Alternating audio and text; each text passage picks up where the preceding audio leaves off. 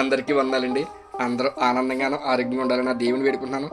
అదేవిధంగా నా పేరు బ్రదర్ ఉమ్ముడు చిన్న తుని. అదేవిధంగా గతించిన వారం అంతా కాచి కాపాడిన దేవుడికి నా ప్రత్యేకమైన ధన్యవాదాలు.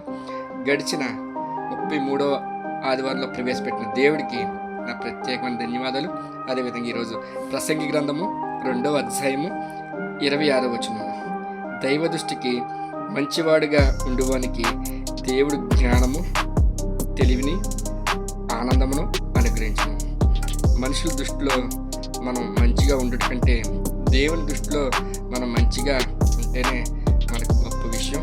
అదేవిధంగా మన హృదయంలో శ్రద్ధగానే మన మాటల్లో ప్రేమ, మన పనుల్లో శ్రద్ధగా చేస్తే దేవుడు ఖచ్చితంగా మనకి మంచి దీవెనలు ఇస్తాడు.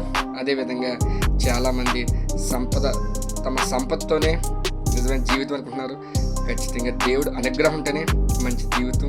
చాలామంది హృదయంలో మంచి పనులకి కాకుండా చెడ్డ పనులతోనే చాలామంది సంపాదిస్తున్నారు. ఆ సంపాదన దేవుని దృష్టిలో వ్యర్థమే.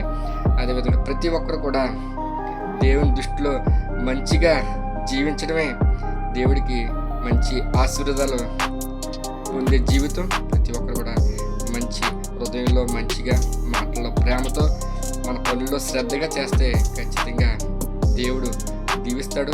మనుషులు ఏ విధంగా మనల్ని చూస్తున్నారో కాకుండా దేవుడు మనల్ని ఏ విధంగా చూస్తున్నారో మనం ప్రశ్నించుకుంటే గొప్ప భాగ్యం. ప్రతి ఒక్కరు కూడా ఈ దేవుడిని ఆనందంలో బ్రతకాలని, దేవుడితోనే జీవించాలని వేడుకున్నాను. ఈ చిన్న వాక్యం దేవుడు దీవించిన కాక అందరికీ వందనాలు.